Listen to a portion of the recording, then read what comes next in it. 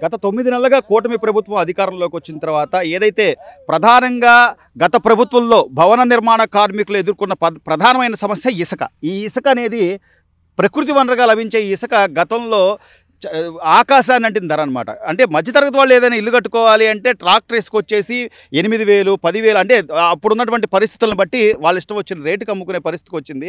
కానీ ఈ ప్రభుత్వం వచ్చిన తర్వాత, కూటమి ప్రభుత్వం వచ్చిన తర్వాత చంద్రబాబు నాయుడు గారు చాలా స్పష్టంగా మీకు ఎంత కావాలంటే అంత ఇసుక ఉచితంగా తీసుకెళ్ళండి, అక్కడ కూలి ఖర్చులు తప్ప అని చెప్పిన దగ్గర నుంచి కూడా ఈ చుట్టుపక్కల ఉన్నటువంటి అంటే ఆంధ్రప్రదేశ్లో ఇసుక క్వారీలు ఉన్నటువంటి అన్ని ప్రాంతాల్లో కూడా ఈ రోజున ప్రతి ఒక్కరికి ఉపాధి దొరుకుతుంది. కొంత పని చేసుకోవడానికి కానీ వాళ్ళు రోజువారీ కూలికి సంబంధించి కానీ దాదాపు 500 నుంచి 1000 రూపాయల వరకు మేము సంపాదించుకోగలుగుతున్నామని చెప్పి ఈ రోజున కార్మికులంతా చెప్తున్నారు. వీళ్ళు కష్టపడి పనిచేస్తుంటే మరోవైపు భవన నిర్మాణ కార్మికులకు కూడా పని దొరుకుతుంది. ఎందుకంటే ప్రతి ఒక్కళ్ళు కూడా మధ్యతరగతి, గతంలో ఎవరైతే అమ్మో ఇసుక మన వల్ల కాదు అనుకున్నారు, ఇప్పుడు వాళ్ళందరూ వచ్చి ఇల్లు కట్టుకునే పరిస్థితి ఉంది.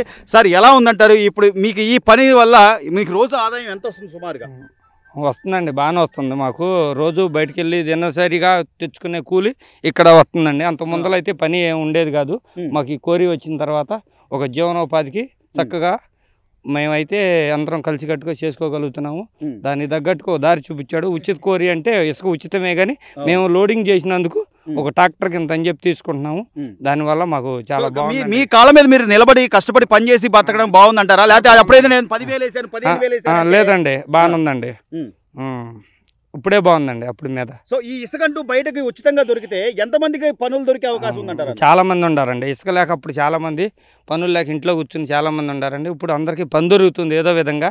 దీనివల్ల ట్రాక్టర్లకు పని దొరుకుతుంది, ఇసుక కార్మికులకి అందరికీ, భవనాలకి కానీ ఏదైనా సరే ఇసుక అనేది ఫ్రీ వచ్చినాక చాలా బాగుందండి. సో ఈరోజు ఇంతమంది చిన్న కుర్రాళ్ళనా వీళ్ళందరూ కూడా కుటుంబ బాధ్యతలని వాళ్ళు తీసుకొని ప్రతిదీ కూడా అంటే వాళ్ళు ఇసుక ఇంత ఎండలో కూడా వాళ్ళు ఇసుక కొట్టి ట్రాక్టర్లో వేసి వాళ్ళకంటూ కూలి ఒక 500 నుంచి 1000 రూపాయల వస్తున్నాయండి. కూలి 1000 రూపాయల దాకా వస్తున్నాయి. 500 నుంచి 1000 రూపాయల వరకు కంపల్సరీ వస్తున్నాయి. సో ఇలా కష్టపడ్డ సంపాదనే కదన్నా మనం జాగ్రత్త చేసుకుంటా ₹1 ఇంట్లో ఇవ్వగలుగుతాం. అంతేనండి. అంతేకాని 10,000 వేస్తేనో 15,000 వేస్తేనో అవన్నీ ఏం చేసేవాళ్ళన్నా? ఇప్పుడైతే కంపల్సరీ రేపు ఇసుకకి వెళ్తాం అనేది ఒక దినచర్య ఉందండి. అంత ముందు ఏం పనికి వెళ్తాం ఏంటి అనేది మాత్రం లేదండి.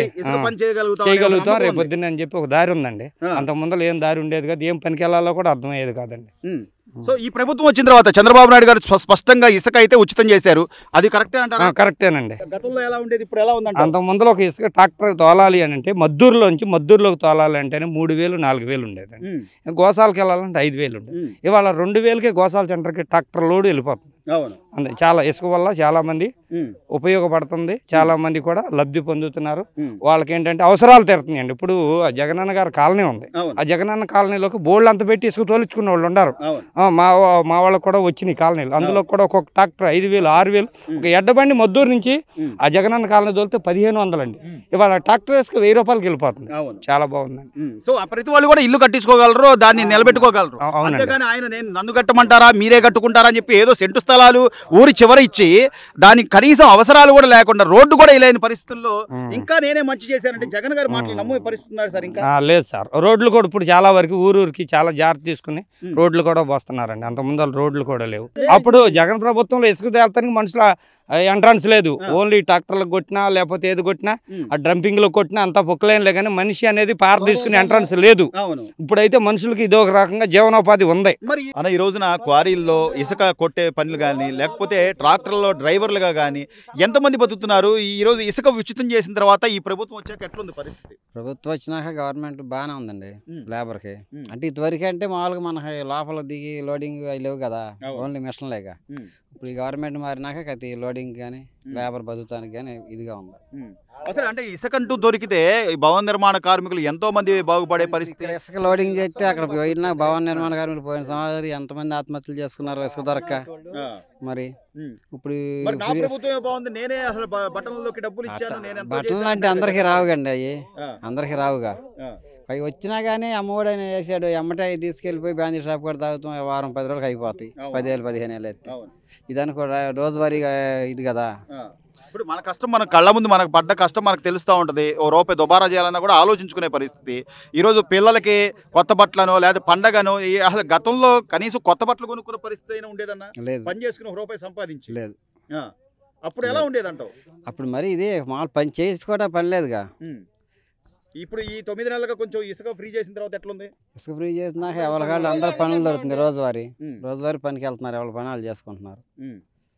మరి జగన్మోహన్ రెడ్డి గారు నేను మళ్ళీ వస్తాను, నేను ఇంకో 5 ఏళ్ల తర్వాత కళ్ళు మూసుకొని నేను మళ్ళీ వచ్చి నేను ఏదో చేస్తాను అది ఇది అంటున్నాడు. జనాలు నమ్ముతారంటారా జగన్? అవన్నీ అట్టా చెబుతారులేండి ప్రతిపక్షంలో ఉన్నప్పుడు. ఇక మళ్ళీ రాడంటారా జగన్? రాడు. సో మీకైతే పని పుష్కలంగా దొరుకుతుంది. పని పుష్కలంగా ఉంది, చేసుకోవటానికి ఇబ్బంది లేదు.